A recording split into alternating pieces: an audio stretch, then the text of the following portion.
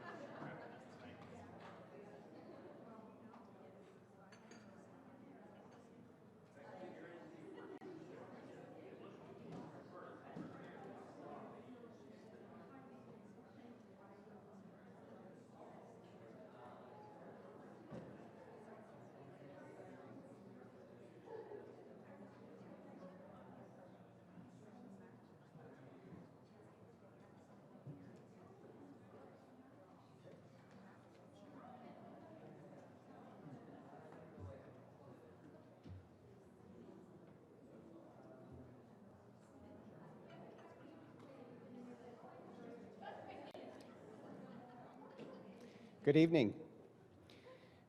Welcome. Thank you for coming this evening. My name is Tim Guest. I'm a registered nurse, and I'm the President-elect of the Canadian Nurses Association. I'd like to begin this evening by acknowledging that the land of which we gather is the traditional unceded territory of the Maliseet peoples. I speak on behalf of everyone at CNA when I say we are incredibly excited to host this discussion tonight. I want to thank the Nurses Association of New Brunswick and the Association of New Brunswick Licensed Practical Nurses for co-hosting this event with us. It wouldn't have been possible without all of your hard work, and thank you very much. Thank you to our panelists for taking the time out of what I can imagine is an incredible schedule to have this important discussion with us this evening. And thank you for all of you in the audience for taking time out of your evening to come and join us. As people living in Canada, we're all very proud of our healthcare system. However, collectively, we need to advocate that everyone in Canada is able to receive equitable access to healthcare. National polls are ranking healthcare as one of the top issues in this upcoming federal election. Nurses play a critical role in Canada's health system, and our perspectives are essential in the development of effective healthcare solutions and public policies. We are the largest and most trusted group of healthcare professionals in the country. This public trust, combined with the profound collective experience and expertise of nurses, has placed CNA in a position to provide well-informed healthcare recommendations for all federal parties to consider.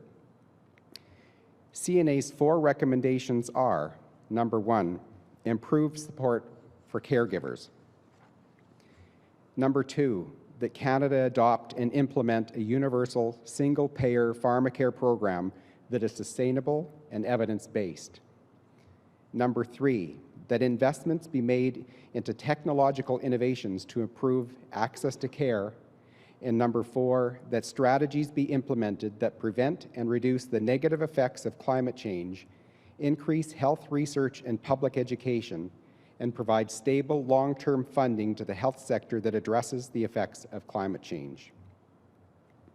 As a nonpartisan organization, the Canadian Nurses Association does not endorse any party. Our recommendations are intended to guide all federal election candidates toward action that will improve the health and well-being of all Canadians. Today's discussion is the second in a series of election town halls that CNA is hosting across Canada. The first was in September in Ottawa, and the last will be held on October 7th in Winnipeg. The purpose of these discussions is to offer insight on each political party's healthcare policies, and today all panelists will be given the opportunity to share their views, and we will open the microphone to you in the audience to ask questions of them. I would also encourage you to take our conversation online by using hashtag CNA2019 if you're a Twitterer. I would now like to introduce my colleague, Kathy Arsenault, practice consultant at the Association of New Brunswick Licensed Practical Nurses, to come up and say a few words.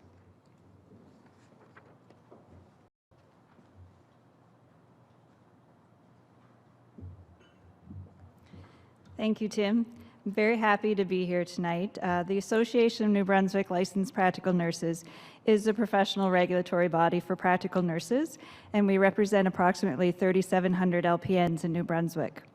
The role of A&B LPN is to regulate LPNs in the public interest, thinking about the public, its needs, and how to address them fairly and effectively is a big part of what LPNs do. I'm here tonight to share some of the things that we have heard and to listen to the local candidates talk about their parties and healthcare platforms to assess how closely they line up with what we've been told. As LPNs, we've come to understand the public interest by providing care to our patients, working with their caregivers and with health professionals in hospitals, nursing homes, and other locations. We listen to them and respond in a timely and professional way. Based on what we've been informed of, the association is working to provide LPNs with the learning necessary to meet new needs and address new challenges. By sharing learning opportunities with other jurisdictions and providing webinars on current topics such as cannabis that are related to care, the association supports LPNs to stay up to date through technology, which allows them to have access to learning anywhere and anytime. We're working with other healthcare professionals to provide innovative leadership in the delivery of care and to maximize everyone's opportunity to work to their full scope of practice. The association is also committed to ensure the LPN profession is an accessible one by working with various organizations to enhance the recognition of internationally trained nurses and to facilitate recognition of training for care workers who wish to become LPNs. We're also excited that graduates from every institution that educates LPNs in New Brunswick are now candidates for transfer into the third year of the BN program at UNB St. John.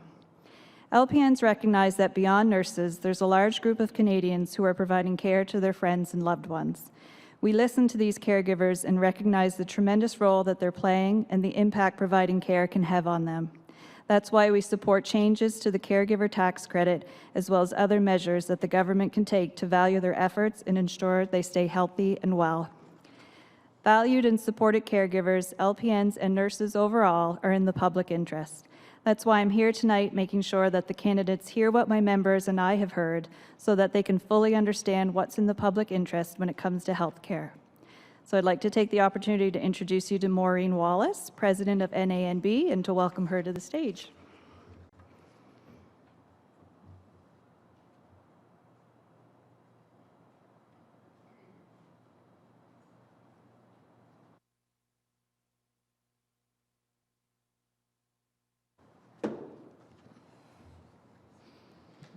Good evening, everyone. Bonsoir tout le monde.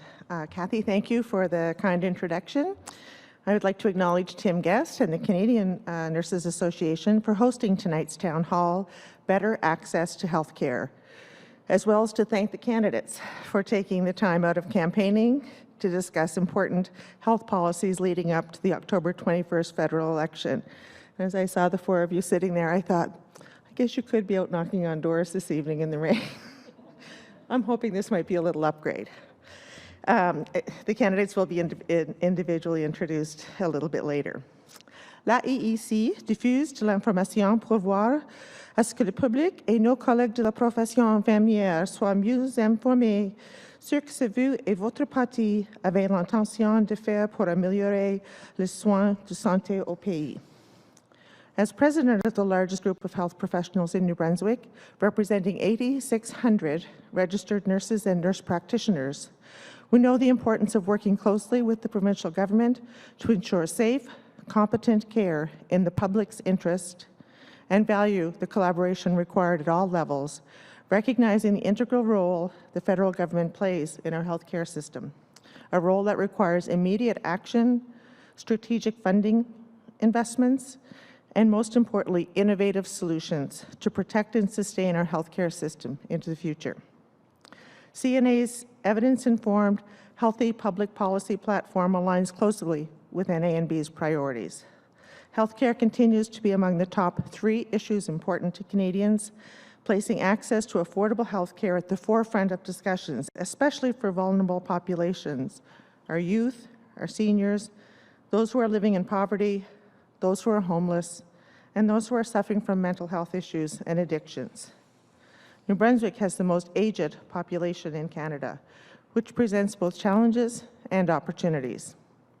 For years now, pharmacare has been discussed, studied, lobbied by health professionals who recognize that affordable access to prescription medications is vital to prevent, treat, and cure disease, ultimately preventing hospitalization and improving quality of life. It is unacceptable that 1 in 5 Canadians report not having taken medications due to cost. Nous avons hâte d'entendre vos positions et vos plans de mise en œuvre, puisque votre réponse est dans l'intérêt du public. It is now my pleasure to introduce this evening's moderator, Sue Ness. Sue likely requires little introduction to many of you, as she's been a face for nursing over several years in New Brunswick.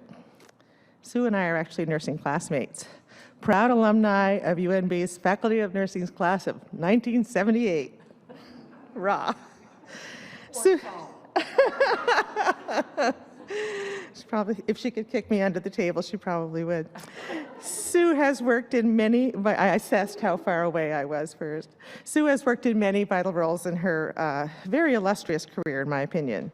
She's worked as a clinical nurse in burns and plastic surgery, family practice, home care, and palliative care, as a regional administrative director for the extramural program, chief nursing officer for the Southeast Regional Health Authority, and executive director for the Moncton Hospital and the Sackville Hospitals.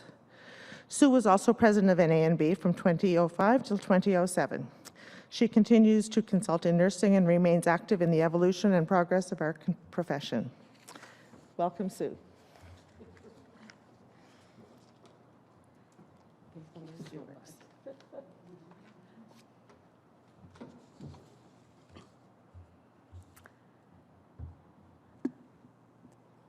Thank you, Maureen. I certainly appreciate it, and as we were laughing before before we started the session tonight, she was a much better student than I, but overall, we were known as the solid B class.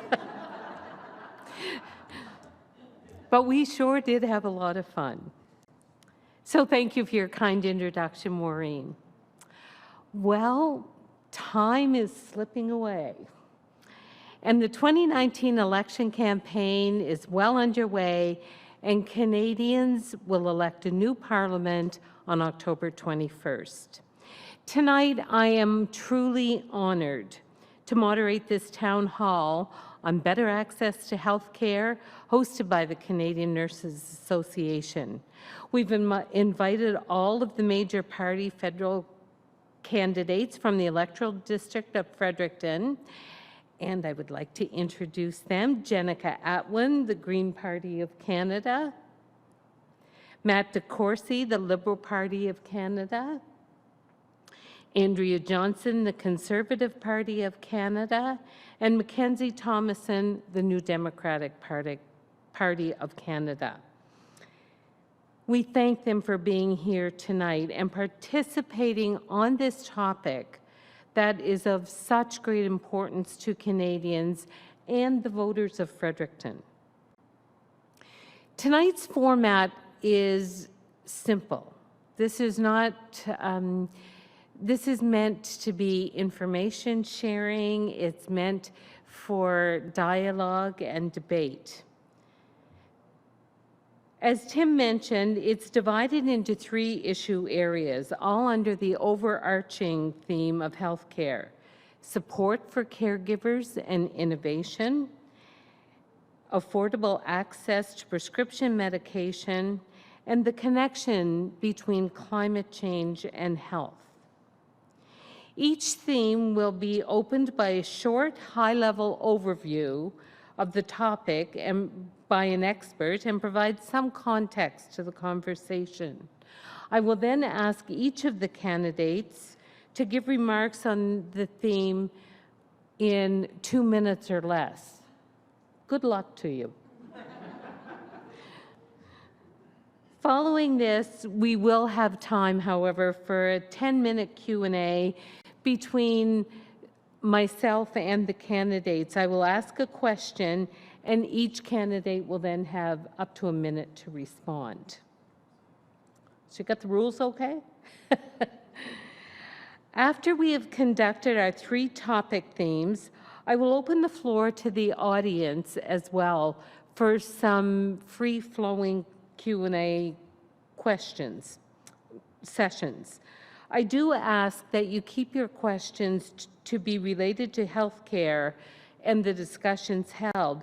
If you have other things, I'm sure that the candidates will be available to you after the session, and I would just ask that you respect the rules for tonight.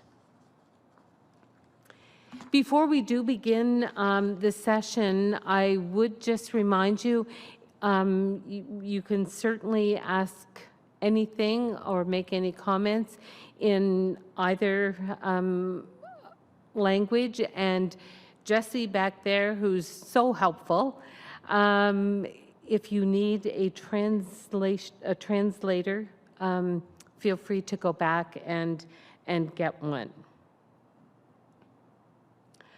I would also like to point out that there is the floor microphone as well, and if when we do get into our questions later, if you would use that so that it's easier for our interpreters, that would be great as well.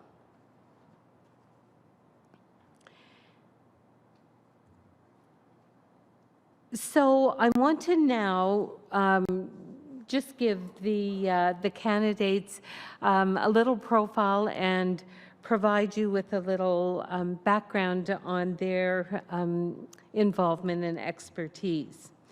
So Jenica Atwin is a research and program coordinator for a First Nations education organization in Fredericton. Her work has touched First Nations communities throughout the province with a commitment to providing better educational outcomes for all students. Born and raised in the Fredericton area,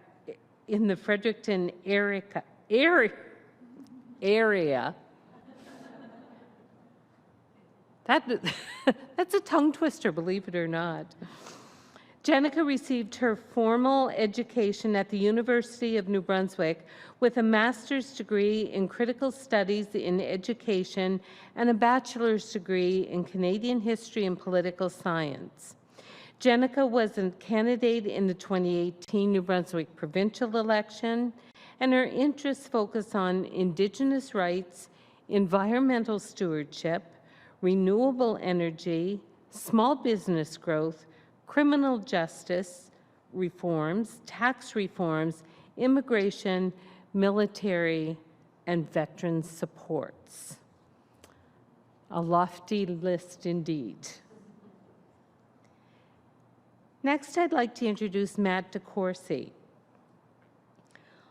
On October 19, 2015, he was elected as the Member of Parliament for Fredericton, and prior to his election, he worked as Director of Communications, Education, and Outreach with the New Brunswick Child and Youth Advocate.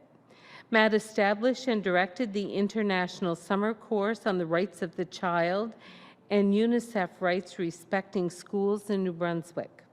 He spent months working on health education projects in the Gambia and West Africa, and established the Wanderers Friendship Cup, a youth soccer tournament and health education initiative in the Gambia and Fredericton. Matt holds a Master's of Public Relations from Mount St. Vincent's University and a Bachelor of Arts from St. Thomas University. He is a 2012 Action Canada Fellow.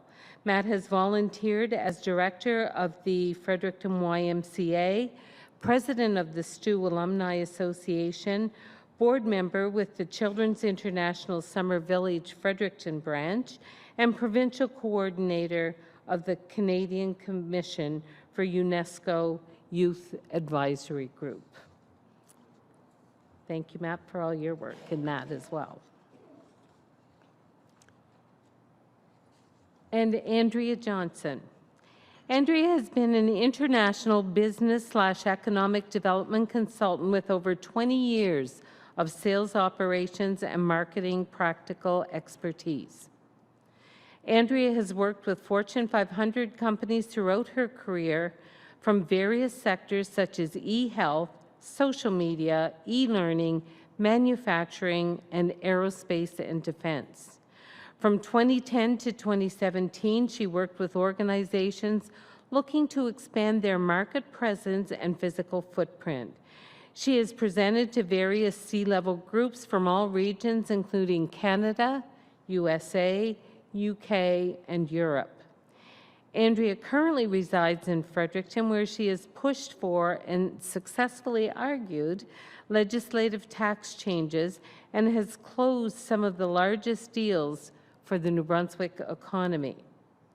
When not closing deals and taking care of her 4 kids, you can find Andrea on any given river in New Brunswick, fly fishing for the Atlantic salmon. Thank you, Andrea, for all of your involvement. And finally, Mackenzie Thomason, I would like to introduce. Last year, Mackenzie interrupted his university studies in education to return to the labor market full-time. Mackenzie worked for the Alberta NDP in 2015 when they won a majority government. He wants to build an inclusive and fair society where all people are heard and valued. Mackenzie knows that all Canadians benefit when governments invest in families and services that they need and deserve. That's why he's fighting to make life more affordable for working families, improving access to health care, including pharmacare, building more affordable housing, and creating well-paying jobs in a new green economy where everyone thrives. Please join me in acknowledging these 4 candidates.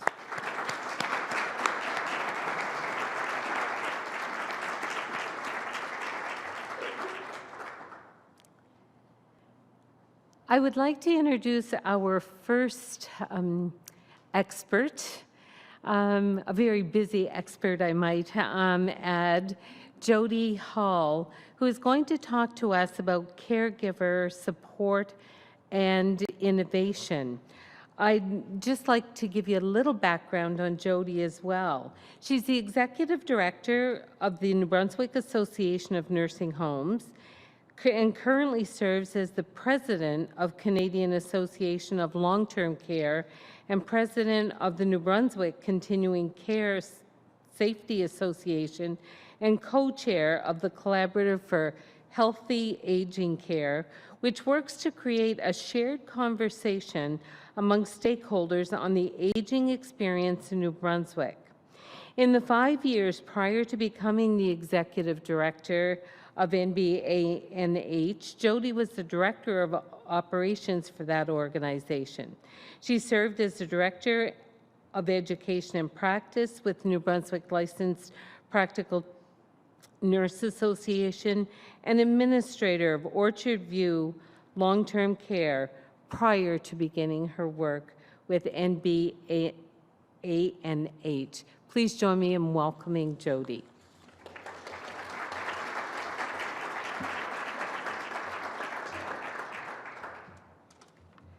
Thank you, Sue.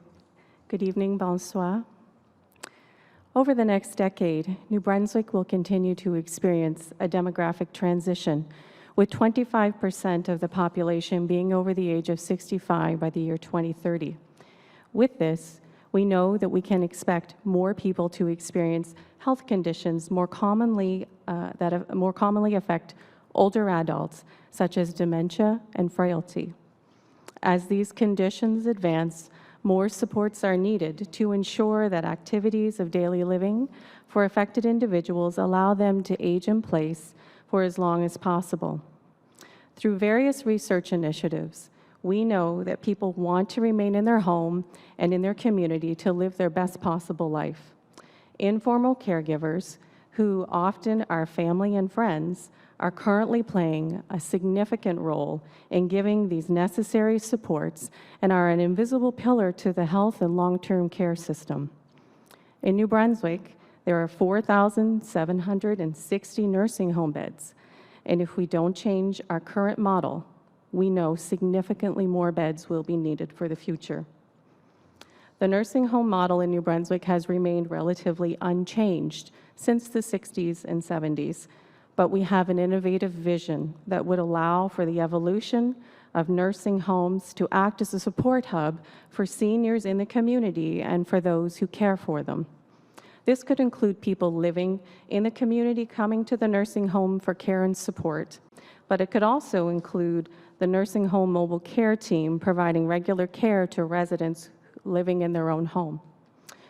As we look to the future, I would like to ask the candidates this evening how their government would support innovation and technology development to support aging in place, informal caregivers, so they are able to support their loved ones at home for as long as possible, nursing homes, and other similar organizations who want to be part of the community solution but are struggling with health human resource matters and modernized infrastructure that would better support integration with the community. All three areas are necessary for us to be ready for the next decade. This is not unique to New Brunswick, so the engagement and action of the federal government is needed across the country. Thank you for letting me make these remarks this evening, and I look forward to your responses. Thank you.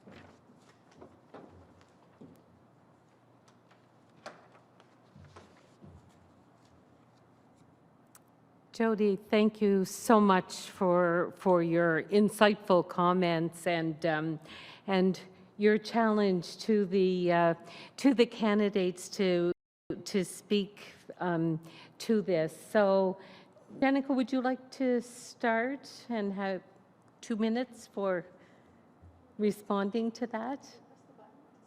Yeah, press the button, Jesse. Yeah. We're getting fancy here now. I haven't used one of these. Well, thank you so much for your question. First and foremost, we need to have the funding available to those who provide such important support for our communities. So it's really important that we advocate for a fair health transfer payment from the federal government based on our unique challenges in New Brunswick, based on the demographics that we see with our high number of aging population. So also it's linking it to, the leadership that we have already seen in New Brunswick, the extramural program. The more that I learn about this, the more amazed I am at kind of the integrated service delivery model that we're seeing. And I would love to see more of that. And I hope that I'm someone who can take advantage of that in my senior years as well, because I think it's a really great approach. It's a community approach to keeping seniors in their homes and ensuring that they have access to the multitude of professionals who are so important, including social workers, dietitians, the gamut, because it's so important that we work collaboratively on these kinds of issues. As far as technological innovation, we're at a very wonderful, unique time in our human history, and the ground is ripe to include more and more technological innovation. But I would also like to ensure that we have things like adequate internet access for rural areas, to ensure that we have things as a backup in case there are large power outages. So there's a lot to consider when we're talking about technology and healthcare, especially with our aging population. Tech support, ensuring there's someone there to ensure they know how to access these services and kind of navigate the systems. So there's a lot to be said in that. And I'm looking forward to what the future holds for the kinds of innovations in technology for health. And just another thing, paying wages for healthcare, for home care, advanced home care support, and the staff of senior residences and nursing homes. We know we need to incentivize that kind of work. It hasn't been done in a great way in New Brunswick. We know that there are shortages. We know that we're having a hard time filling these positions. So we need to make sure that the model is more compassionate and we're listening to those who are in these positions of care and that they're adequately paid. This work is crucial, and it shows our respect for that kind of a sector when our professionals are paid an adequate wage. And there's other barriers. So there's even just things considering childcare for those that are working in these positions. There's also increased incidences of violence for those who are working in these professions. So there's a lot more models of support that we need to implement to help provide better care for those who want to stay in their homes. That's certainly an option that I would like to take advantage of when that time comes, and it's for my family as well. So I want to thank all of the professionals who are currently engaged and work alongside those who are the experts in ensuring that we move forward in the future with a model that works for everyone. So considering all of those intricacies of rural care as well as urban care, because I think that needs to be included in the conversation. So thank you very much for your question. Okay, great. Well, Sue, thank you for opening it up, and Jody, thank you very much for that question, and thank you for your leadership on a broad range of issues related to better healthcare service provision, and for sharing your knowledge about the opportunities that are available when we use the resources within a nursing home and provide support for people who are in their homes. We know that can reduce costs on the acute healthcare system. And quite frankly, in New Brunswick, I think we serve as a model, as a living lab to test those innovative solutions. We have an Anglophone population, in communauté francophone, First Nations and urban Indigenous communities, a growing newcomer population, urban communities, rural centers, but we're all close and well connected in New Brunswick, and we all have access to each other. And that's why I was pleased that as one of the first healthcare initiatives that our government undertook in 2016 was the signing of a new healthcare accord with the provinces, which dedicated funding to invest in home care initiatives. And New Brunswick was one of the first governments to sign on to that new healthcare accord. And we are working on building standards and reporting mechanisms through the Canadian Institute of Health Information to ensure that those dollars are properly supporting an aging population in their homes. I was also pleased to work with you and other healthcare professionals on advocating for a $75 million Healthy Seniors pilot for our province, because we are the model province to test innovative solutions. And we're already seeing 2 initiatives of that pilot underway.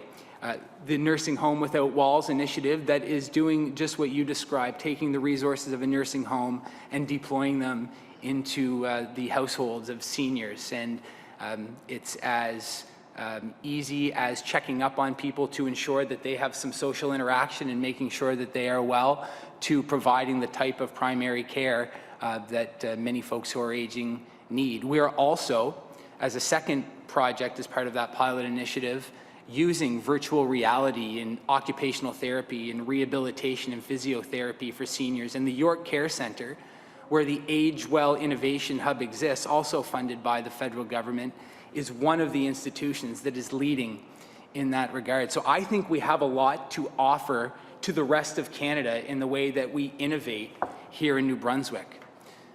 I was pleased that we were able to invest as part of the $36 million Centre for Healthy Aging at UNB, where again, they are testing new ways of keeping our population healthier, longer. And I know that there are seniors going in there to learn about their own health and well-being on a daily basis. We're supporting the York Care Centre with its anti-psycho-inducing drug pilot, a pilot that proved successful in helping improve the well-being of seniors and is now rolling out in other jurisdictions across the country. And we have commitments in this platform to double down on what we've built already in home care and palliative care. We have a national dementia strategy with funding that is rolling out across the country now to keep people well in their communities longer. And we have a caregiver tax credit, and I understand that there is an advocacy effort here on behalf of your organizations to see that turn into a direct payment.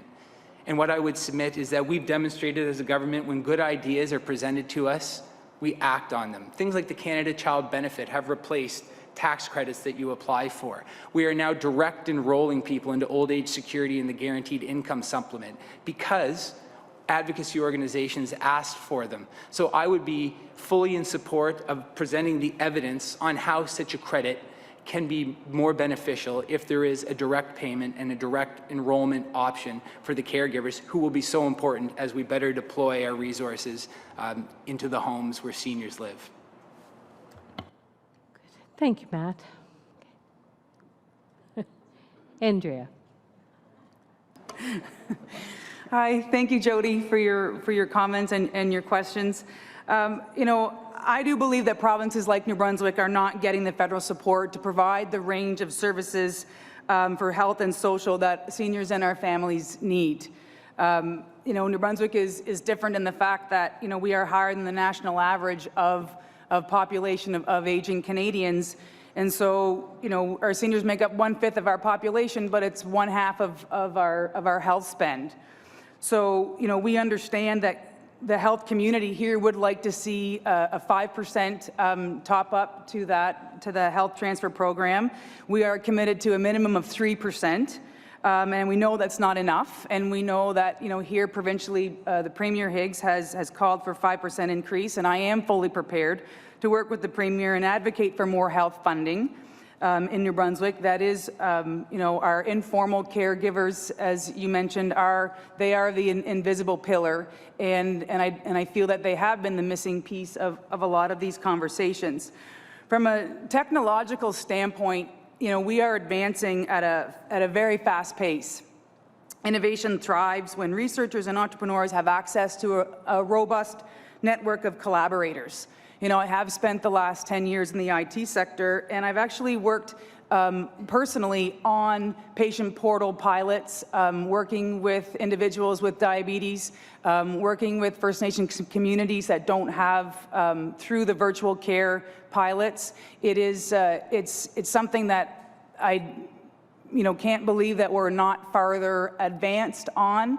It was over 10 years ago. I was at a conference in Boston, and I met this physician. He was a neurosurgeon, and he no longer practiced in neurosurgery, but what he did was he took his mobile van and he rigged it up, and he said, you know, the best thing about being in India is that you may not, in a lot of these smaller communities, without access to care, they may not have a floor in their home, but everyone has a mobile device. So this was over 10 years ago that he had already fully implemented a virtual care model that has shown to be successful, and I think would be huge in releasing that load off of our physicians and our care providers and off the system itself. Like I said, it is something that I am fully committed to. My mom was a home support worker for over 20 years, and it is that informal piece that has been missing from the conversation. It's something that I am, and the Conservative government is fully committed to working with our provincial premier here to move these initiatives forward. Thank you, Andrea. We appreciate your comments. Mackenzie.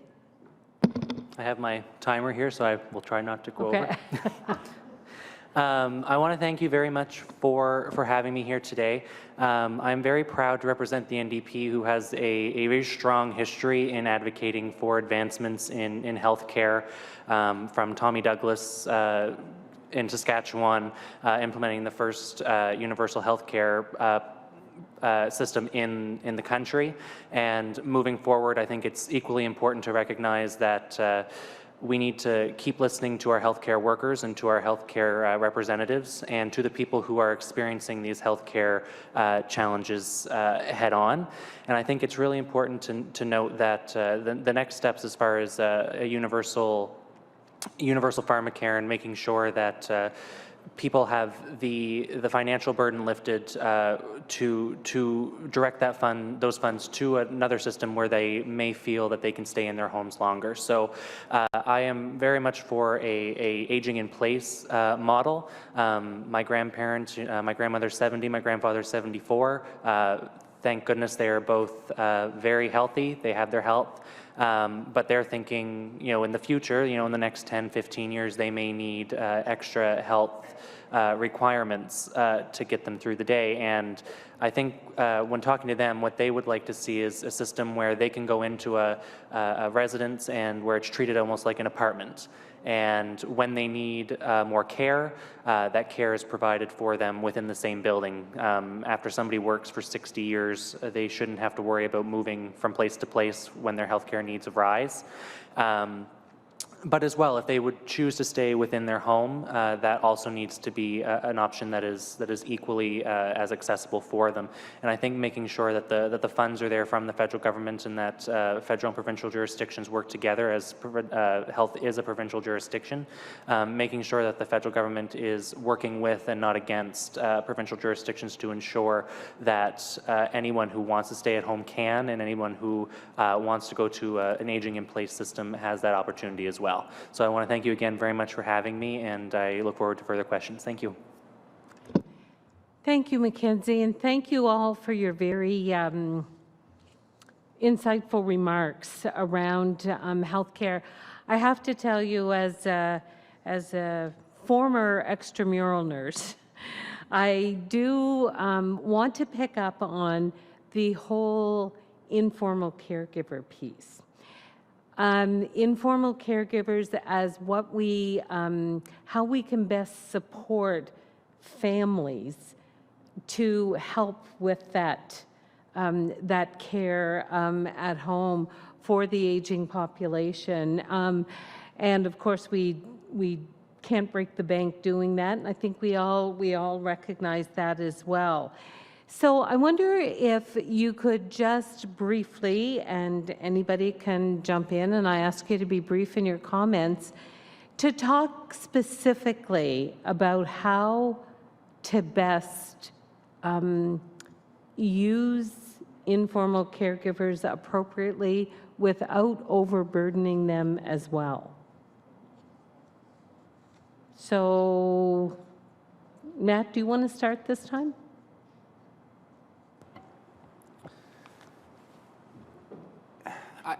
I first came to the issue of understanding informal caregiving during the Action Canada Fellowship in 2012-13, where I had a chance to travel the country and study the issue of young people who provide informal caregiving in their families.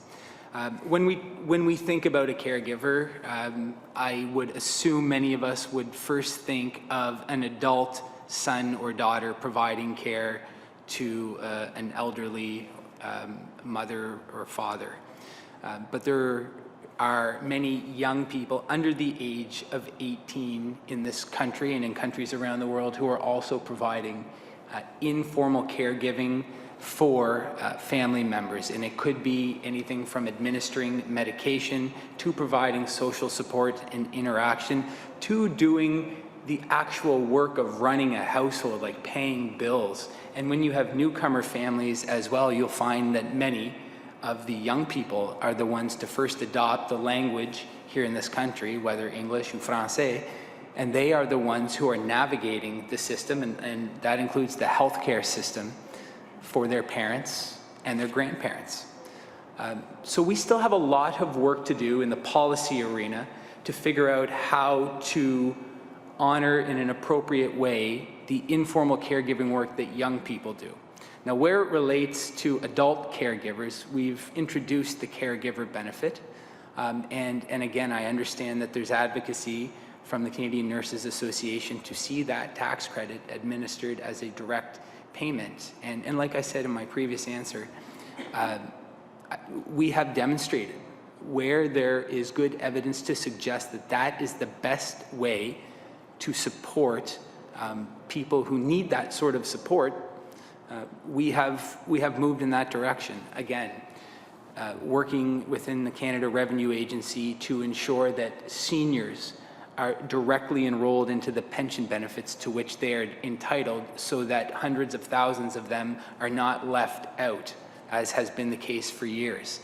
Moving to a child benefit system that is not a lump in a series of tax credits that you claim at income tax time, but a direct payment each month to low and middle income families to support the costs of raising children. I think with continued advocacy, you would find within the Liberal Party and within a re-elected Liberal government support for enhancing the way caregivers receive that financial support that they are needed to accommodate time lost from work and just for the costs of looking after an adult by moving to a direct enrollment system.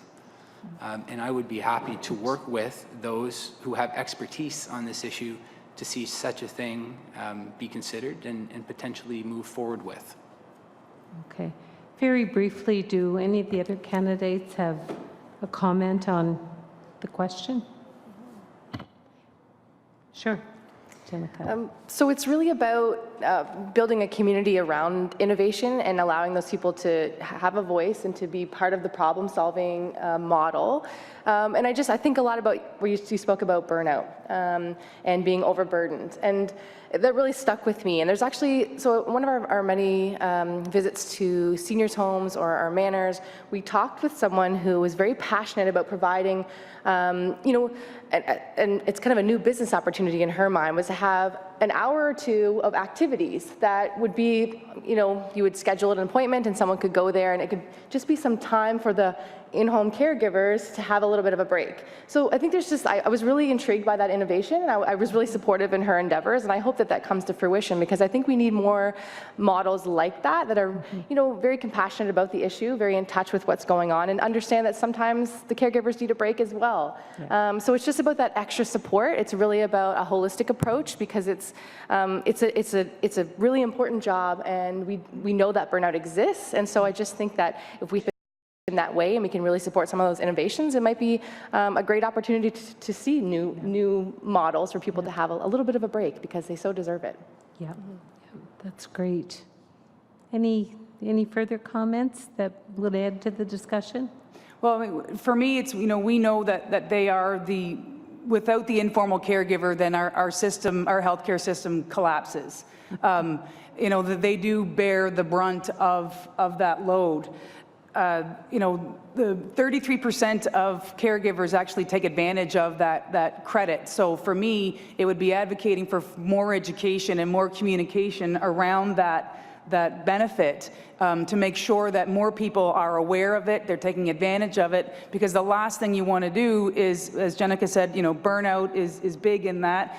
A lot of times the informal caregiver doesn't really have a choice as whether they want to be the informal caregiver or not. It's just, they're the ones that are there. It's their auntie, it's their mom, it's their whomever. And so you're not going to walk away, but at the same time, we don't want them to go, to have their life become a lot less affordable. So a big piece for me would be the education on why, very little people are taking advantage of that credit, and to make sure that more people are aware of it. Yeah, my mom and my aunt, they both take care of they took care of an elderly woman until she passed away in an informal manner.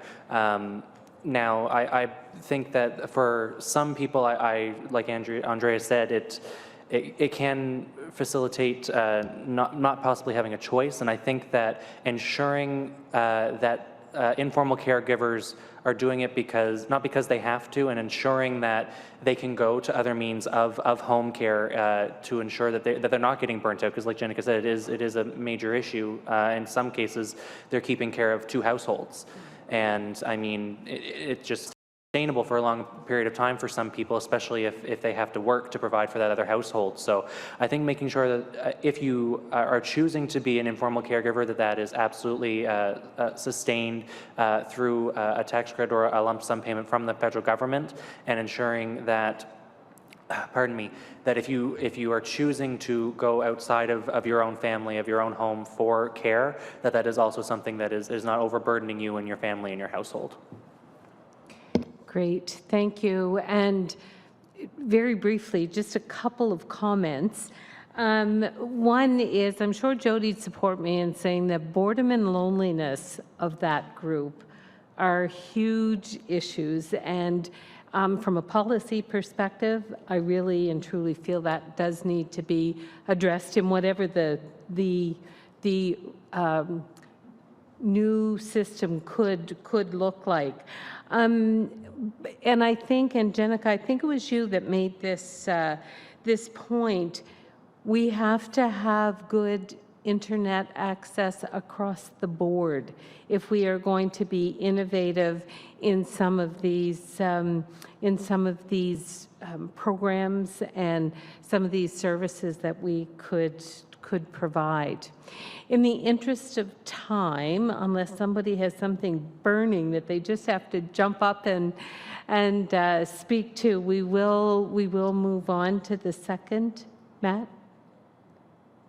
I would just address that issue because I agree, and we're lucky in Fredericton that we're one of the most well-connected places in the country, but we have a plan and funding in place to ensure that every community in this country is fully served with broadband within the next 10 years. We are already on that path, and every community will have the internet that they need, and certainly that will be important for all kinds of service delivery reasons, but certainly to deliver the health care that is required in rural and remote communities. So work that is ongoing and that will be completed within the next 10 years in every community across the country. Okay, good. Thank you. Okay. Think about everything and keep your questions. You will have an opportunity, don't forget. We're going to move on to the second topic that's of prime importance for discussion tonight, and that's climate change and health. And I was saying to, I think, all of the candidates, I see this as really one of the first times in an election where it's been so clear how connected those things are. So I'm going to introduce Bonnie Hamilton Bogart as our topic expert on that. And when I read you her bio, you will understand why. A seasoned public policy professional working to improve the sustainability of New Brunswick communities through public awareness, education, and advocacy. Her career has spanned the public, private, and volunteer sectors for over 4 decades, just like Maureen and I, contributing to major policy and program improvements in New Brunswick. She continues to work towards broad system changes that promote urgent action on climate change, better protection of families and communities from environmental harm, and population health. Main areas of focus include finding local solutions to the impacts of climate change on communities, ecosystems, and health, and promoting the right to a healthy environment, starting within our own communities. Please join me in welcoming Bonnie.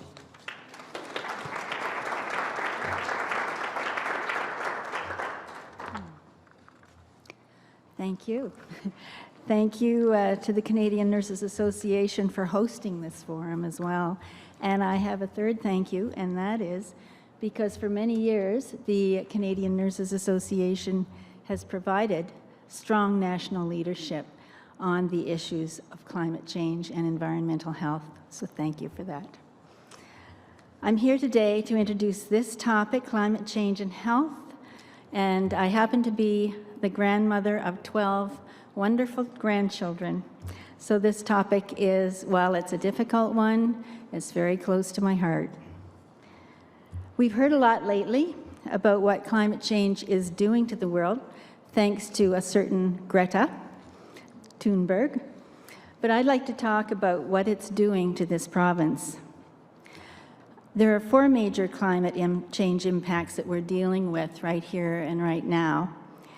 We have increased sea level rise, and this is projected to become a very significant factor as time goes on. We have higher temperatures, we have more precipitation, and most of it is wet.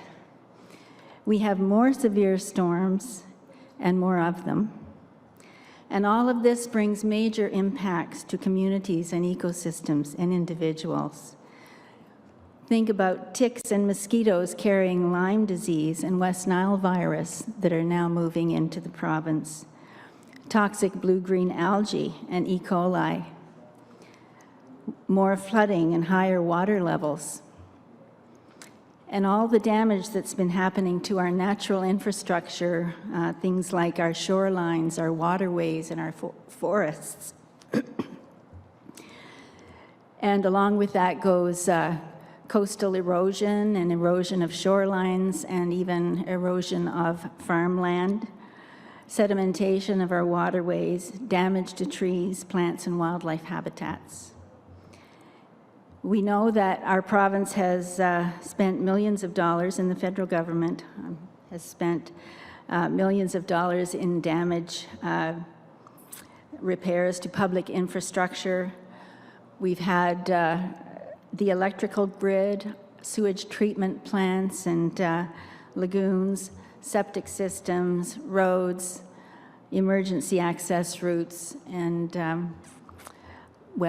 public buildings as well, schools, hospitals. So what I can tell you from having lived this long is that when I was growing up in the 50s, not one of these things was happening. At least we couldn't detect anything like what is going on today. This is how much our world has changed in 60 years. We did this, and this is a climate crisis. So let's talk about the impacts of this climate crisis on health. We're seeing now more respiratory illnesses, cardiac issues, allergies, heat-related illnesses, of course, especially critical for children and seniors and other compromised people and people in low-income places. Lyme disease, West Nile virus, food and waterborne illnesses. We have food insecurity. We have mental health issues, including post-traumatic stress disorder following some of our natural disasters. And not to mention all the socioeconomic impacts of climate change. In terms of the healthcare sector, of course, we know it needs to mobilize quickly. There's a need for urgent collaborative planning among all parts of the health professions in order to do a few things, a few important things, to green the healthcare system, to address the impacts of climate change, and to build more capacity for emergency preparedness and response throughout the system. And what does this mean for decision makers? Well, who are the decision makers? I know we have some federal decision makers with us.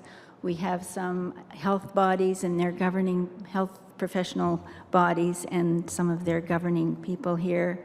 But you know, we're all decision makers. We are all involved in our societies in one way or another. So we need to find ways to work together to create long-term vision for reducing greenhouse gases. We need to transform decision-making so that it's nonpartisan, inclusive of all sectors, and collaborative. We need to be bold, set ambitious reduction targets. Consider governing in new, innovative ways. For example, what about governing by watershed? It's being done in British Columbia, New Zealand. And most of all, we need to act. We need to act now and to do whatever it takes to act swiftly based on the evidence. And I thank you.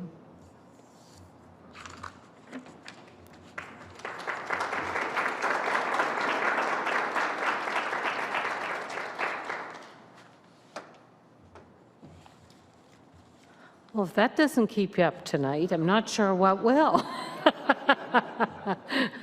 But thank you for so eloquently addressing that in such an understandable way, Bonnie. We truly appreciate it.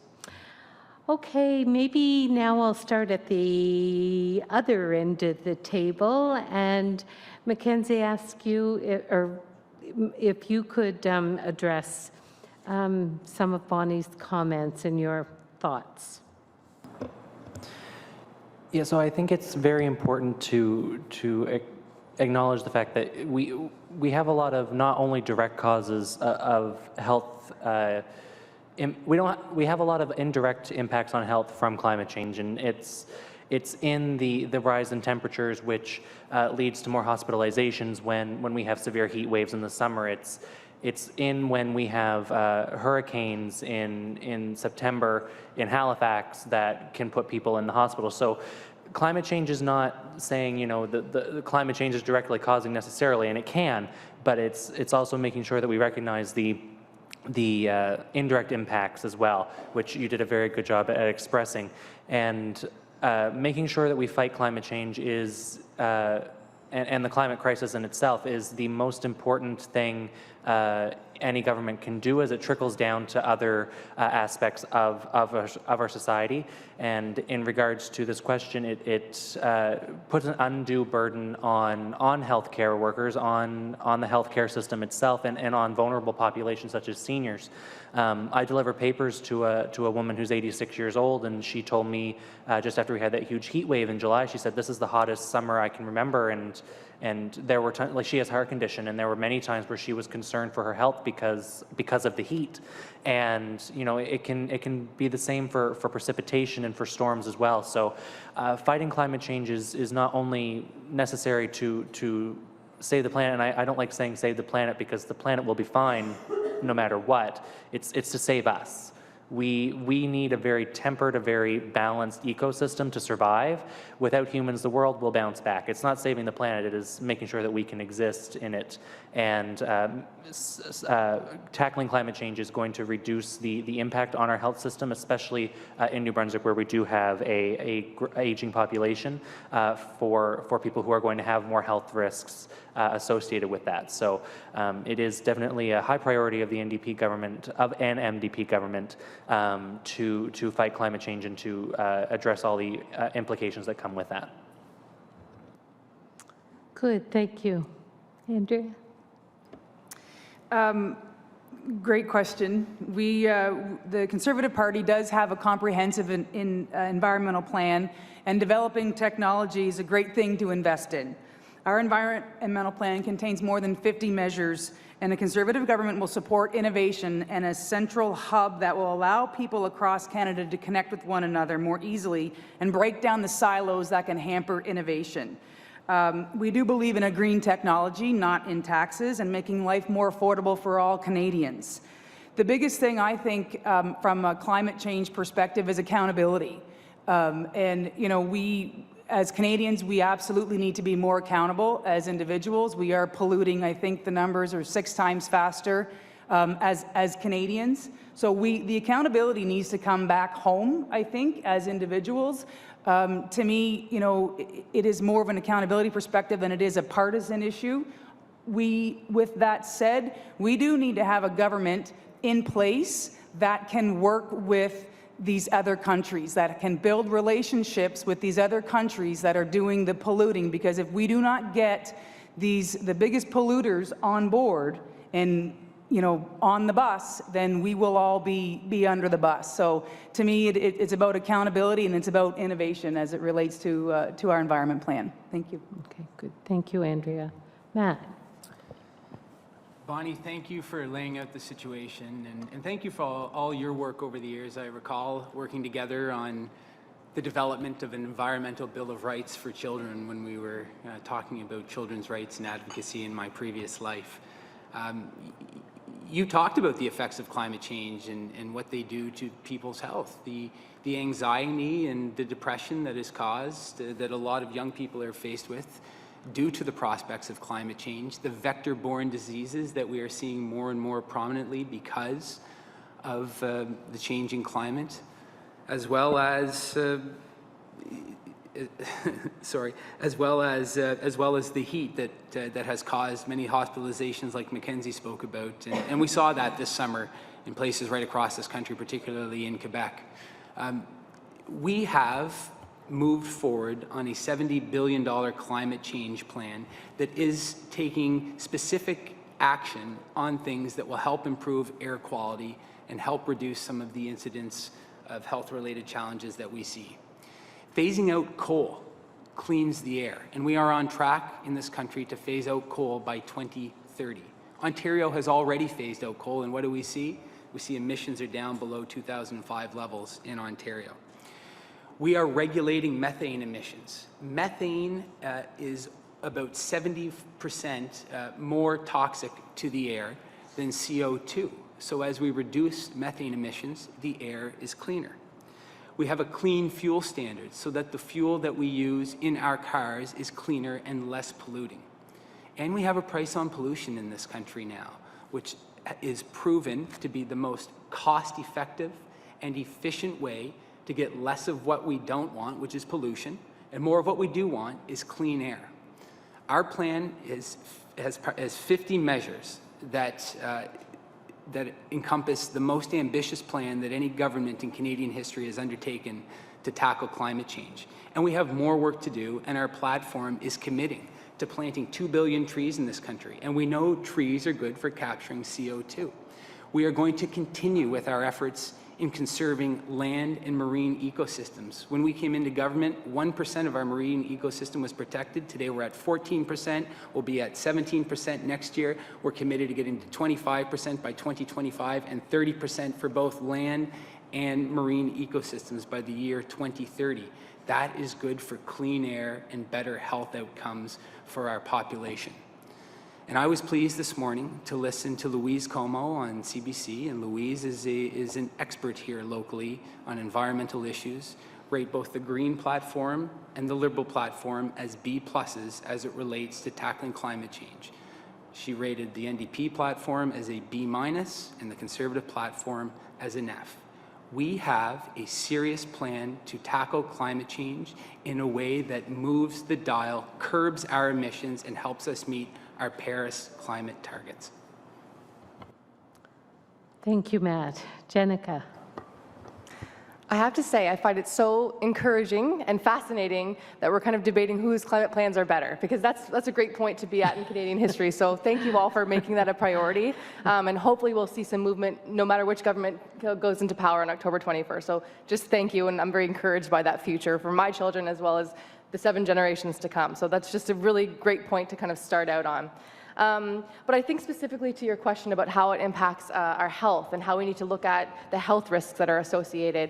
And I think about a story. So it was a wonderful lady who I met along the river in Majorville. And she was recently widowed, and she had experienced the back-to-back 100-year floods.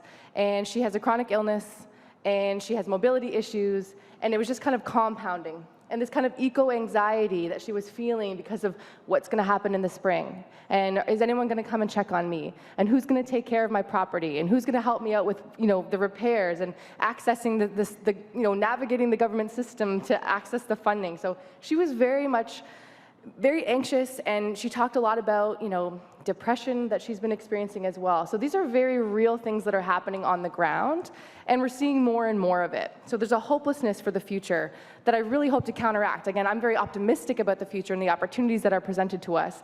And I'm optimistic as well for my other colleagues up here who are speaking about these issues for the first time, which is really great to hear.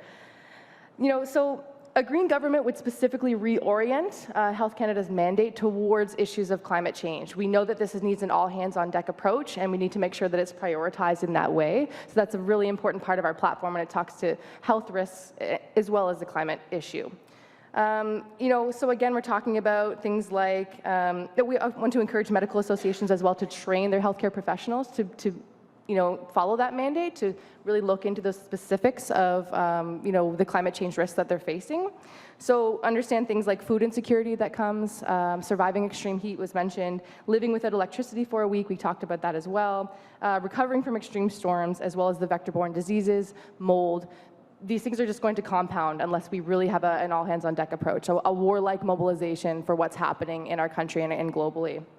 So, it's really just about seeing on the ground here in Fredericton what's happening. I think for the first time people are realizing that it does impact them. We've kind of kept this issue at arm's length for far too long, but now that it's finally come into their homes, into their basements, they know that this must be prioritized. So obviously the Green Party is very passionate about making this a top priority, and again, I'm hopeful because I love that it's being talked about by all of us, but we need to make it specific to healthcare. It's very much a health issue, and so that's really the position that we take. So thank you very much for your question. Oh, good. Thank you. Thank you very much. As I listen to your comments, all of you, I heard things like breaking down silos. I heard accountability. I think that stories can be very powerful. It's fine for us, that are often in privileged roles that don't always I think the stories really can impact that. So I'd like to thank you for bringing that up.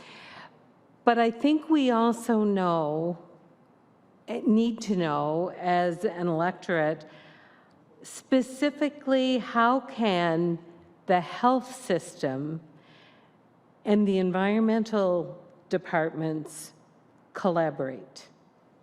And I will ask any of you to jump in on that for some discussion. So I think, again, just the extramural program comes to mind. It's that, again, an integrated service delivery model where we can expand who those professionals are, which experts are coming together and coming to the table, and it's really time that we include, again, healthcare in that conversation. So it would be amazing to see climate experts and scientists and environmentalists come to the table with health professionals and social workers and tech innovators, and make sure that it's again, that all hands on deck approach. So collaboration is absolutely key across party lines as well. If we're in Ottawa, we need to make sure that we're working together with all of our colleagues there. So it's really about collaboration and bringing together those experts because they have the solutions. It's just time that we listen and we have the government political will to support them. Yeah, that's great. Any other comments? Matt? Well, funding to the Canadian Institute of Health Research is an important way that we gather the evidence and the science around how health outcomes are tied to environmental stewardship. And we've reinvested as a government in all of our scientific councils across government. We've invested more in the tri-councils and then in addition to the CIHR and CIHI than any government in previous decades. That is an important way to help ensure that we have a health lens on our environmental outcomes. Secondly is investment in green infrastructure. And we have a historic infrastructure program that is building both the physical infrastructure we need in more efficient and effective ways, as well as that digital infrastructure, which will help empower the home care and ensure that people can get access to the virtual care they need if they live in rural and remote communities. So these are ways that not just an environmental and health lens are joined, but also the way that we build communities and quite frankly, build a network across this country are conjoined.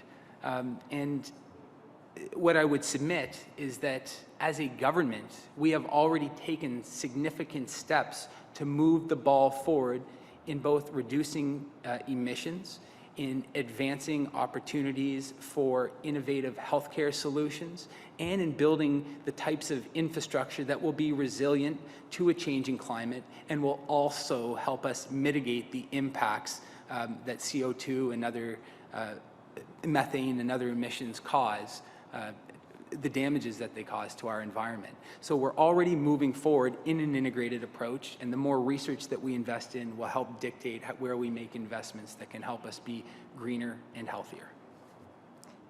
Great, thank you. I'll just jump in really quick. So part of the Conservative plan is we know that 12% of all carbon gas comes from buildings, carbon emissions. So 12% that goes into our atmosphere is not good. So one of the things that we've looked at is a 20% tax credit. So when you want to do your green renovations to your home to impact, to have a greater impact on our climate, there is a 20% tax rebate that is applicable. The other piece to me, and I will be really quick, as it relates to accountability, even if Canada was carbon neutral and doing everything that we need to do, we're still not having a significant enough impact on what everyone else is doing. And so a little analogy that I've been using is, and you may not appreciate it, but it paints the picture of peeing in a pool. So you and 49 of your friends are swimming. You have to pee. You get out of the pool to use the washroom. Your other 49 friends don't. Do you still need to get out of the pool? Absolutely. Do you also need to do everything in your power to get your other 49 friends out of the pool to use the washroom? 100%. And that is what we're focused on, is more of a collaborative approach, looking at not just what we need to do here individually, but the impact that we have to have on these other countries that are doing the emitting. Yeah. Thank you. Thank you. Mackenzie. So I think it's really important to ensure that, because the climate change effects are happening now. It's not something that's going to be 5 or 10 years down the road. We are seeing the effects of climate change now. Like I said, with the woman I deliver a paper to, her effects were this summer. It's not something we have to worry about down the road. It's now.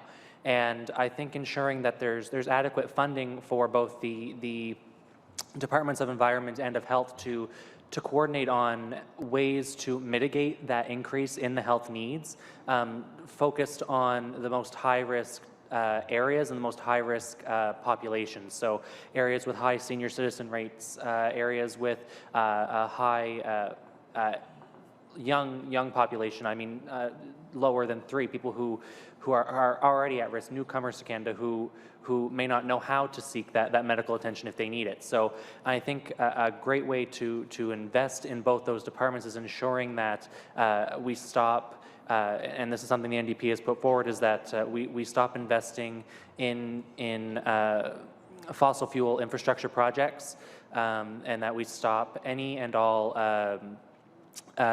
subsidies for any fossil fuel emitting industries, including pipelines and oil industry as well. And I'm from Alberta. I'm from Fort McMurray, so don't get me wrong. My dad has benefited, and I have benefited as well.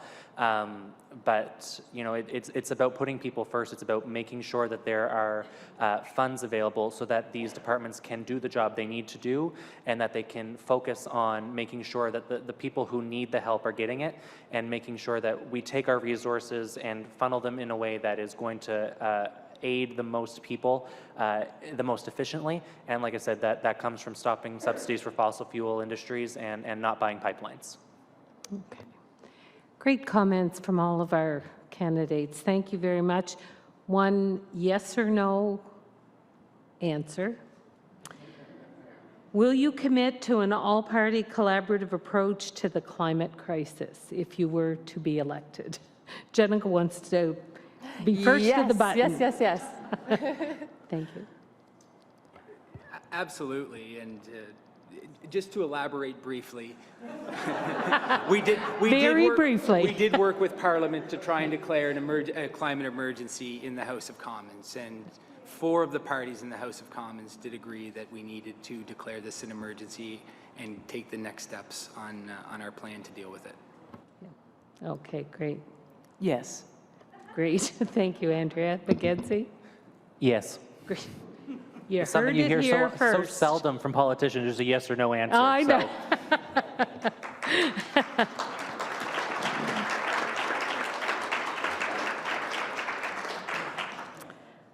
That's great. And our third and final discussion point for tonight, I am going to lead, and I'm going to put on a slightly different hat and shift gears to open this discussion on our last segment and talk briefly about the need for affordable access to prescription medication. We as Canadians enjoy a healthcare system that is viewed as world-class. However, our universal healthcare system does not include prescription drug coverage or the promise of equal access to all.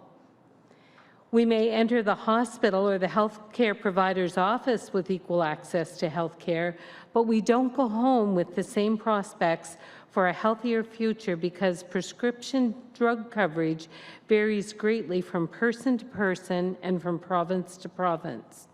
When universal health care was first proposed, prescription drugs were important, but not as commonly used and much less expensive. Today, they're the second largest cost of the Canadian healthcare system after hospitals.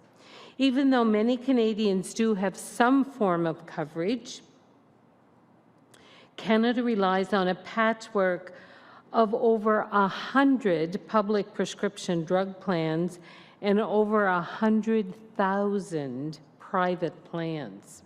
Those are staggering numbers, with a variety of premiums, copayments, deductibles, and annual limits. For a family or a single patient with a complex condition, these costs add up to a significant barrier. According to the Advisory Council on the Implementation of National Pharmacare, approximately 20% of Canadians have inadequate drug coverage or no drug coverage at all and must pay out of pocket. A recent study found almost 1 million Canadians had cut their household spending on food and heat to pay for medication. The federal government can and should do more, working in partnership with provincial and territorial governments to ensure all Canadians can access the medicines they need. There is a cost to universal pharmacare, and Canadians understand that governments do have fiscal limits. But we also recognize that the implementation of such a program is complex and incremental steps may be needed to implement this system. However, the overarching reality around prescription medications is that the federal government has a hand to play in ensuring that all Canadians will have adequate drug coverage in the years ahead. We as a country must ensure that no one is left behind. I'm going to stop there, and I will turn it over to the candidates to respond and share their thoughts on affordable access to prescription medications. And maybe, Andrea, we could start with you this time. So with the current cost right now of universal pharmacare being costed out, and we see it in the different platforms that have been released and costed, it's billions and billions and billions and billions.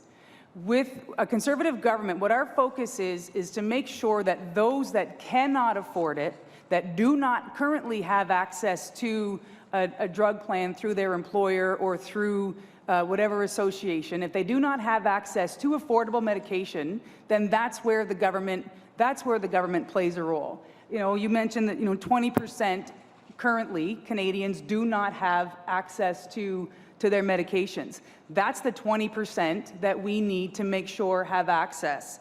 You know, the Liberal government included pharmacare, universal pharmacare, in their platforms in 1997, in 2004, and again in 2019. If it was at all possible to do without costing multi-billions of dollars, it would have been done. It would have been done by now. The tax increases that will have to happen as a result of a national pharmacare plan, and seniors will be among those that will have to pay for this in one way or another. So it's not that the Conservative government is against a national or a universal pharmacare plan. We want to make sure that those that cannot afford it today have access to their medications. No one, I mean, my mom just finished treatment for stage 4 breast cancer. Right before she was diagnosed, she canceled her drug plan, and then she got cancer. So, you know, and then that was, I was going to say that's fine, but it's not fine, but it was horrid. And then, but partway through, so her chemo is covered, all that good stuff is covered, but then she gets a blood clot. That's $1,000 a month. So, you know, and she doesn't have a plan now because she couldn't afford it, so she canceled it.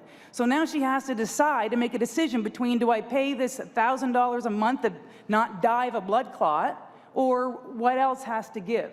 Those are the people that a Conservative government wants to make sure are being looked after. People like my mom, so that they don't have to make those difficult decisions between eating and not dying.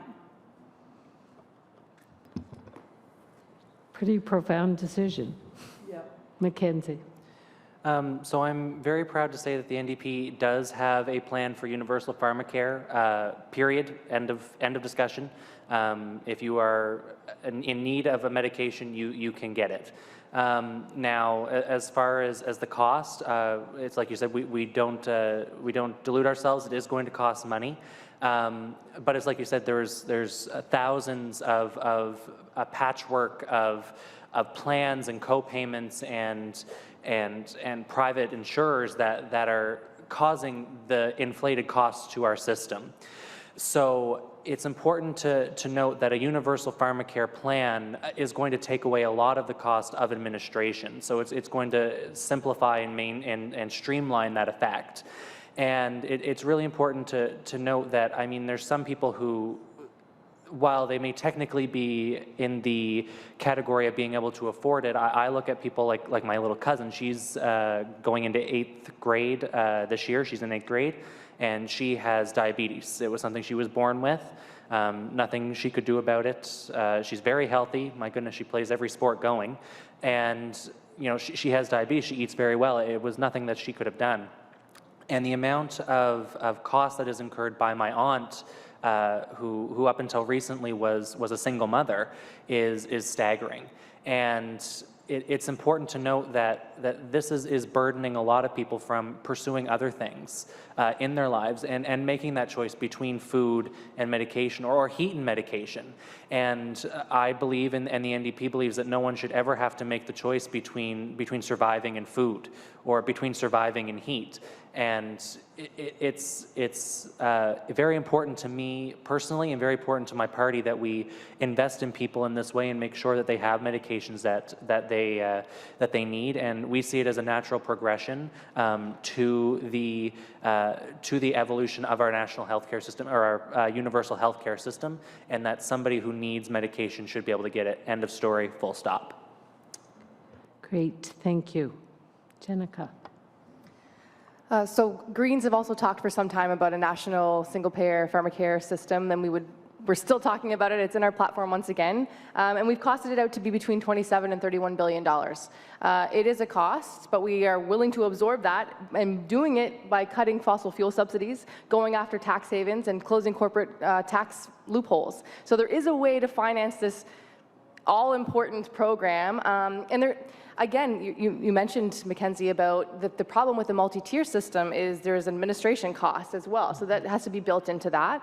And the specific example, Andrea, that you gave, that's something I've experienced knocking on the doors as well, someone who's canceled their insurance and then a week later had a heart attack. But it's about accessibility, so if it's about responding specifically to those individual needs, that week turnaround for getting your medications paid for, I don't know how that would be possible. So it really needs to be across the board. We're very much supportive of a national pharmacare program, and I do see at least 3 parties talking about it again, so hopefully it's going to become a reality, and we're very strongly advocating for that as Greens as well.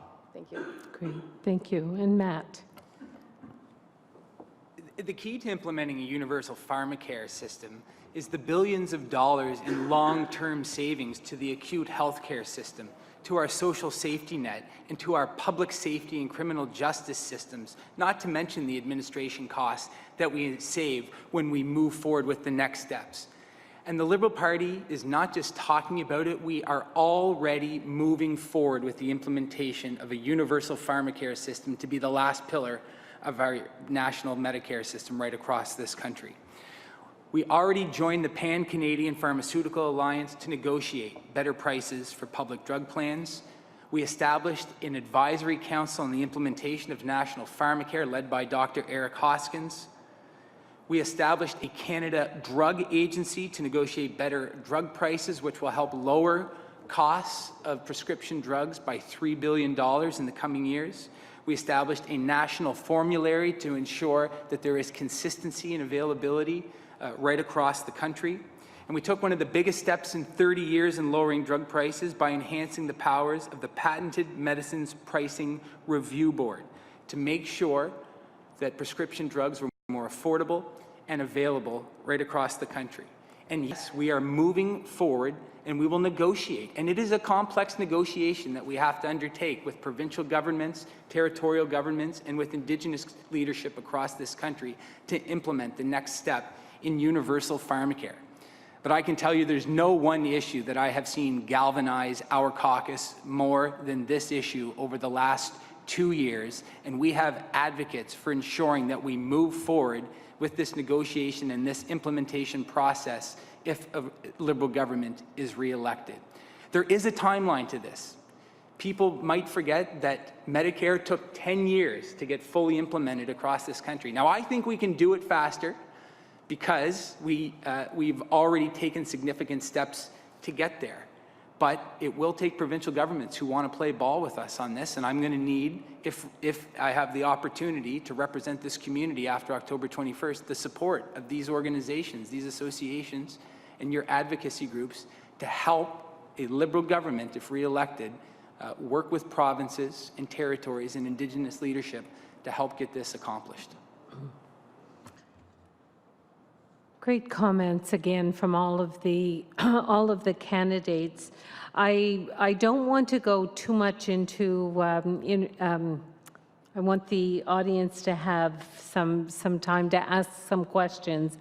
I do have just 2 quick comments, and I'd be interested in your response. One of the issues that we on the front line see often is with catastrophic drugs. They are often available, but often at a cost that most people cannot afford. So I'd like a comment on that. And the other, and I'm going to put on, I sit on the board of the Canadian Cancer Society as well. And one of the gaps is that as more and more chemo drugs are able to be done at home, they are covered in the hospital. They are not covered when people are home.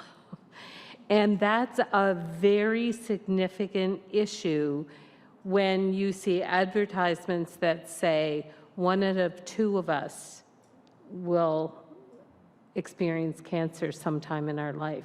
So if you could make a brief comment on those 2 points, I'd appreciate it. And then it's going to be your turn. Okay. Yeah, Mackenzie, sure. So affordability, especially for catastrophic drugs, is definitely a priority. And like I say, with a national pharmacare plan, they're covered, period. And this is something that is very important to me. I'm very passionate about this, so I do want to apologize if I in the next couple seconds get a little upset. But I was born in 1997. I am 22 years old, and with all due respect to Matt DeCourcy and to the Liberal government, if we think we can do it faster than 10 years, I should have had it when I was 13. So I understand that things take time. I understand that we can't just wake up tomorrow and have everything fixed. But there are people that are suffering now. There are people that are cutting their medications in half. There are people that are not taking their medications at all. And with respect to cost, I mean, I don't, it frustrates me because when we as people ask for things from the government, we pay taxes. Nothing we get is free, and we understand that. We pay taxes so that we have the benefit of getting services paid for that don't have to come out of our pockets. And it upsets me greatly when I hear people say the cost is too much. How can we afford the cost? And my argument is, if we can afford a $4 billion pipeline, but we cannot afford to give somebody cancer drugs, or we cannot afford to give somebody diabetic treatments, that's a problem. That is a huge problem. And like I say, I apologize, but this is, I am 22 years old. I have just turned 22 years old. I am going to bear the brunt of a climate catastrophe that up until now we have not been handling adequately. And we have incremental steps in place, but it's like I say, I am 22 years old. If we can implement universal Medicare from a private system to a completely public system within 10 years, there's no reason why with a blueprint already in place for universal coverage of healthcare that I am having to worry about my cousin growing up and not being able to afford her diabetic medication. So, like I say, I apologize for running over in time, but this is something that's very, very important to me personally. It's important to the party, and it's part of the reason. And I do want to reiterate that the NDP has a universal pharmacare plan. It's not in the consultation phases. It's not. We have a plan. We have a plan that we are willing to put forward if elected. So I do want to reiterate, it is a universal plan. Full stop. Everyone is covered, period. Great. Thank you, Mackenzie. Jenica? So I just wanted to talk a bit about the time frame as well. So there, we would take action immediately as a Green government, but with the federal provincial negotiations would have to happen. So it would be within 2 years to see this implemented fully. So it's in our costed platform document. So that's really important that we touch on that issue. And part of this is creating a bulk drug purchasing agency and reduce drug patent protection periods to reduce overall costs for prescription drugs in Canada. So it's certainly very much top of mind for us as well. Okay, great. I just want to add, Mackenzie, you're the same age as my oldest son. So I am the oldest on this panel by far. And I think, I hear you, and I get it. It is personal. A Conservative government wants to make sure that everyone does have access to the medication that they need. Matt, federally, you have a great government plan. Why would everyone have to have all of their lives be more expensive to pay for something that you already have access to? We want to make sure that 20% of the population does not have to worry about where their medication is coming from. And the easiest way that this is going to happen is to have federal and provincial synergy and collaboration across the board. Great. Thank you, Andrea. Matt, last word goes to you. Again, we are already taking steps to implement universal pharmacare in this country. And we are committed to the next step, which is negotiating the rollout of universal pharmacare with provincial governments who have the authority under the Canada Health Act in this country to provide services through our universal Medicare system. They will be important partners in this, and it is going to take communities, leaders within the healthcare professions working together with provincial and federal government to make this a reality. On the question of catastrophic drug coverage, as part of the budget commitment in 2019, we did book and commit to a national strategy for high-cost drugs for rare diseases. There is $1 billion being set aside initially for 2 years to set up that national strategy, with $500 million ongoing after that. And we know that we have more work to do to continue on the investments we have made in cancer research, like in the Atlantic Cancer Research Institute, like the $150 million that we invested in the Terry Fox Research Institution this past year, and to ensure that not just normal prescription drugs, but high-cost drugs to cover rare diseases are available and affordable for the people who need them from one coast of this country to the other.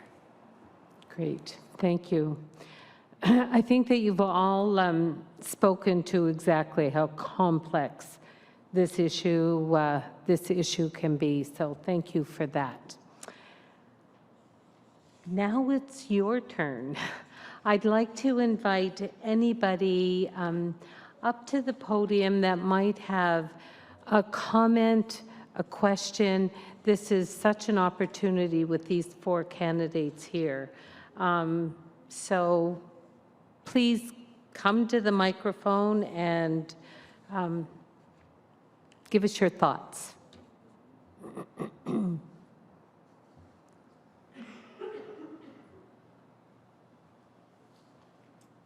Thank you for giving us the opportunity to talk to you all directly at once and hear all of your different views and be able to have them all compacted at once instead of, what did they say 2 weeks ago? What did they, in terms of affordability of drugs, I understand nationally there's a short supply of hundreds of drugs in Canada.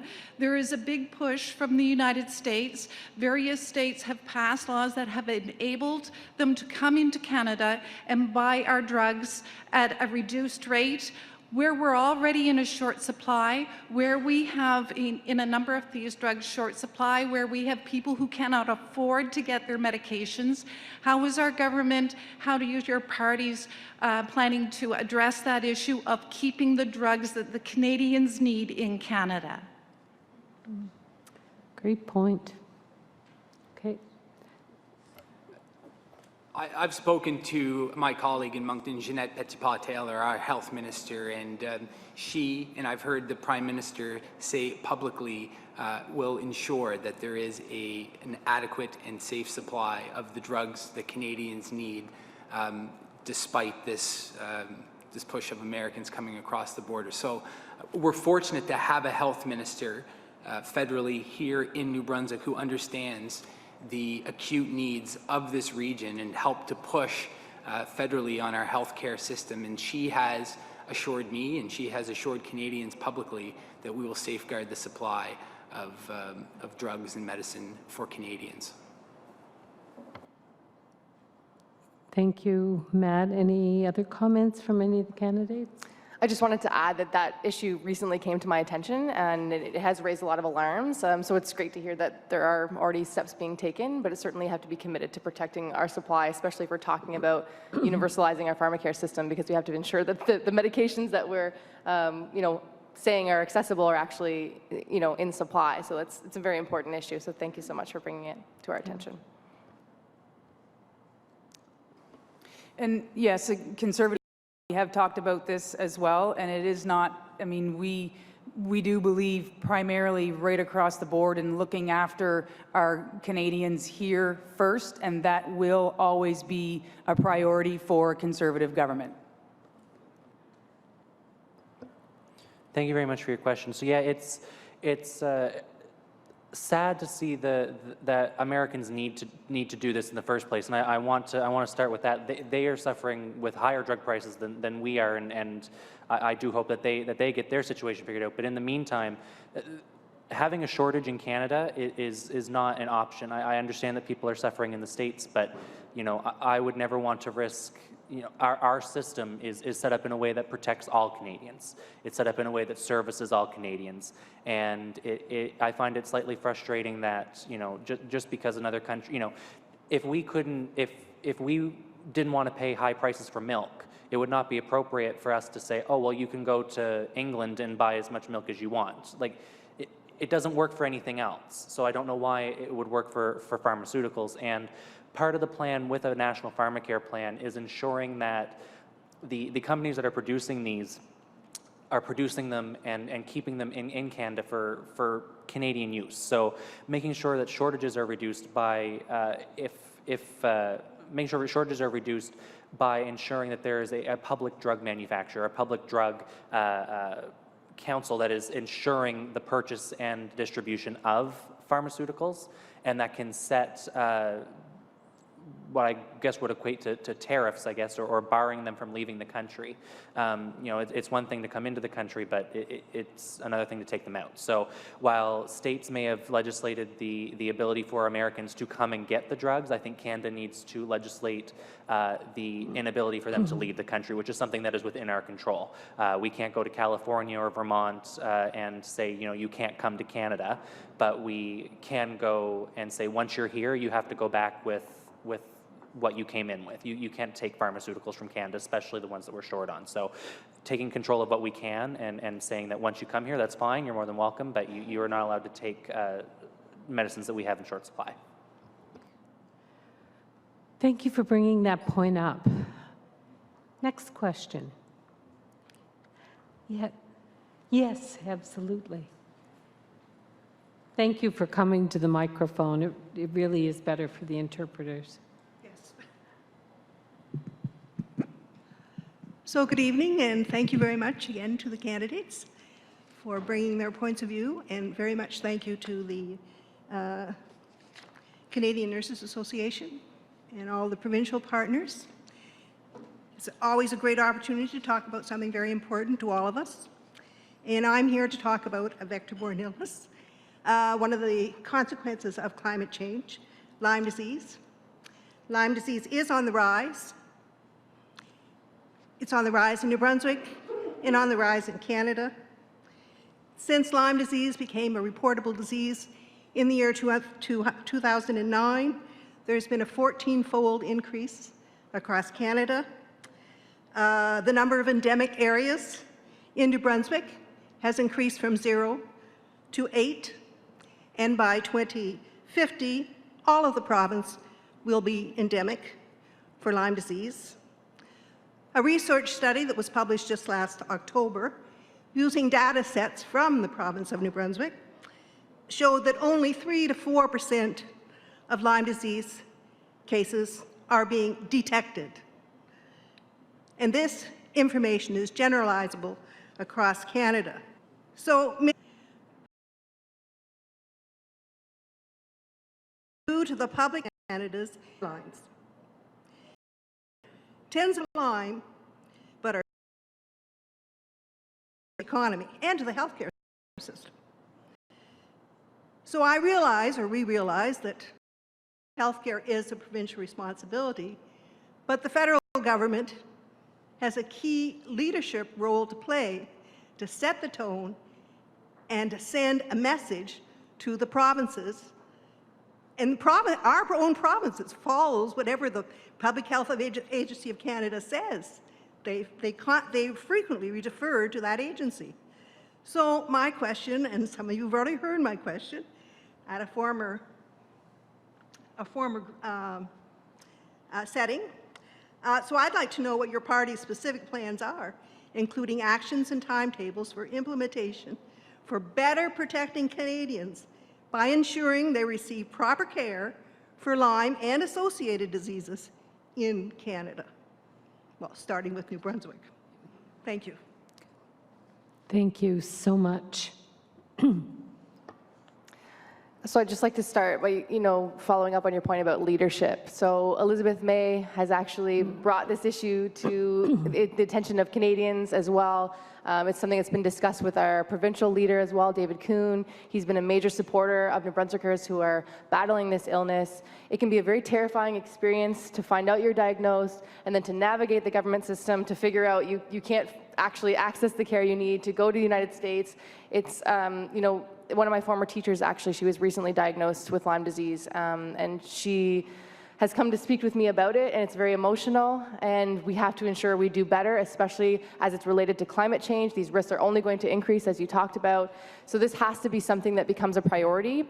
Part of that would be earmarked dollars that come with a higher federal health transfer payment, but certainly making it a priority just within our provincial healthcare system. So it takes leadership. It takes more than just David Kuhn showing up at Lyme disease advocacy events and discussion panels. We need to make sure that all of our government leaders are there and informed and are acting on this right away. So it's, as far as timeframes, immediately is what I would suggest and what I would support as an MP for Fredericton.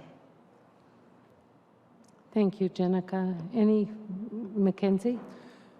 So yeah, it's very important to ensure that when you are looking at a universal healthcare system like we have here in Canada, that you don't have to go elsewhere for care, especially to the United States.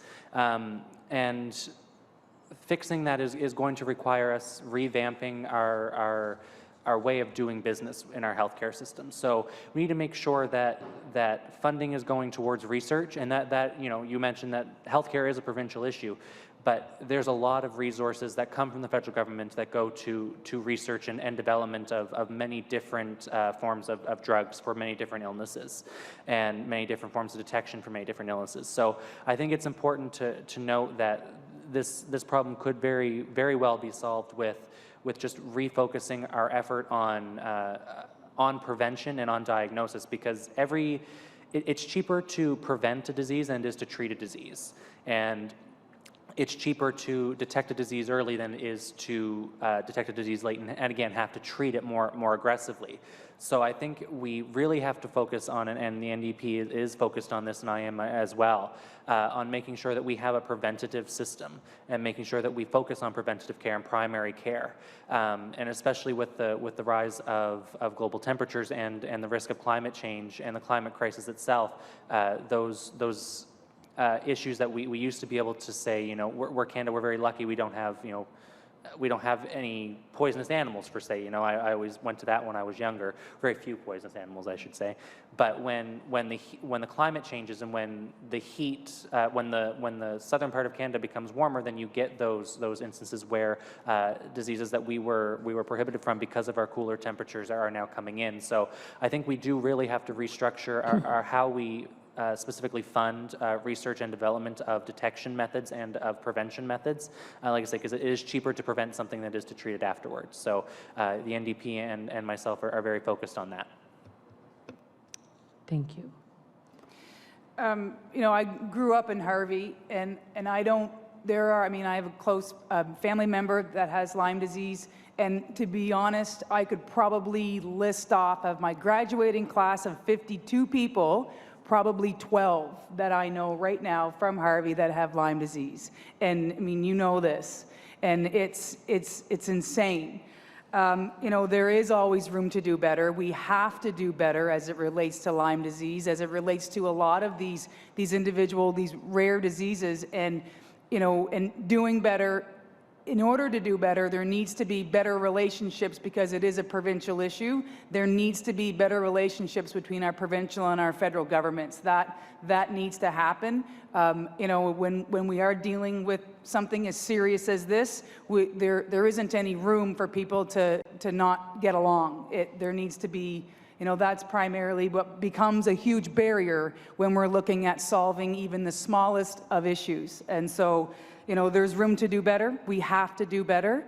And a Conservative government federally is absolutely looking forward to working with a PC government provincially.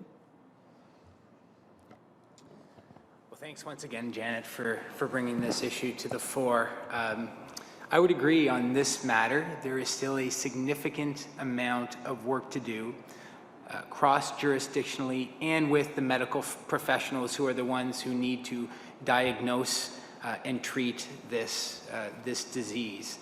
Part of the work comes from the Pan-Canadian Research Network on Lyme disease that we are funding, that is headquartered out of Queen's University, that engages researchers, clinicians, and patients. And part of it is relying on improved science and medical evidence and the healthcare professionals who use that to better diagnose this. And I know, in speaking with some medical professionals about the historical way in which this was either non-diagnosed or misdiagnosed, that there were also concerns in the way the treatment industry was born and developed in the United States. So there are issues that we need to flush out there as well to make sure that we are properly diagnosing and treating people here in this country. There's still a lot of work to do.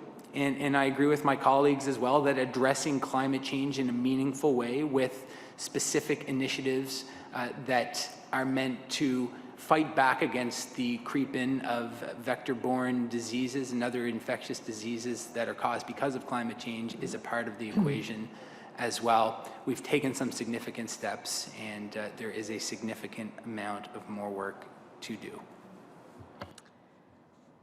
Thank you again to all of the candidates. We can take one more burning question. Thank you.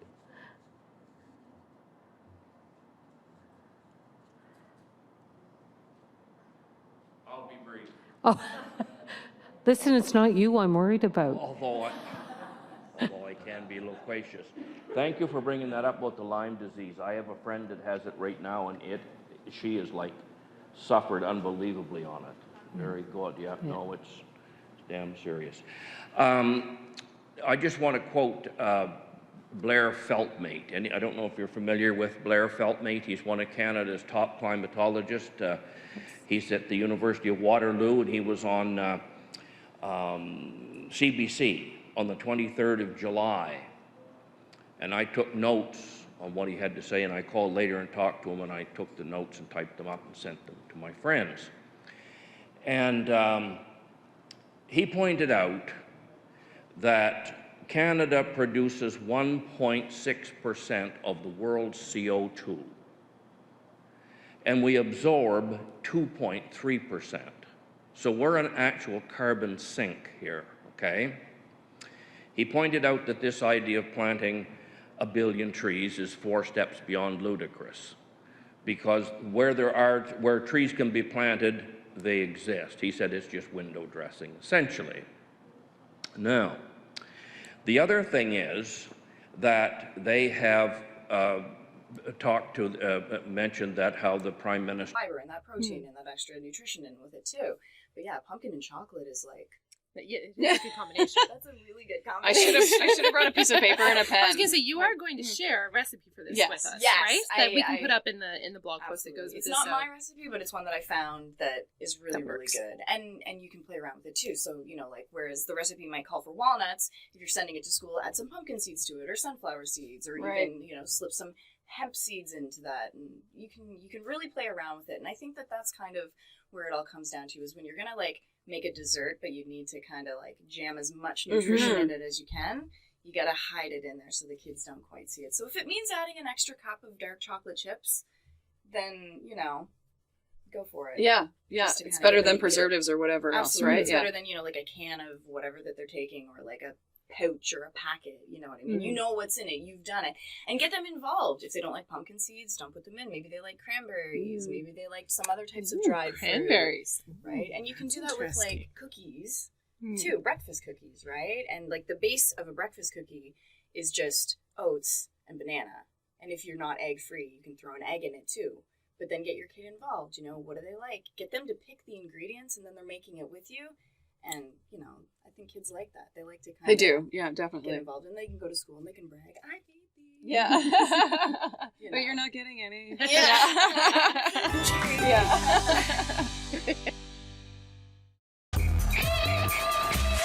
What's up, guys? Chris Dobson, Chris Corey here from New Brunswick's favorite sports show, Across the Line. We talk to everybody from football, golf, hockey, Hall of Fame. It doesn't matter. We always have a great time when we're here in studio, and hey, you never know who's going to drop by. Hey, lots of celebrities, lots of New Brunswick's finest coming by the studio to talk sports, have a little fun with New Brunswick's favorite sports talk show, Across the Line, right here on Rogers TV.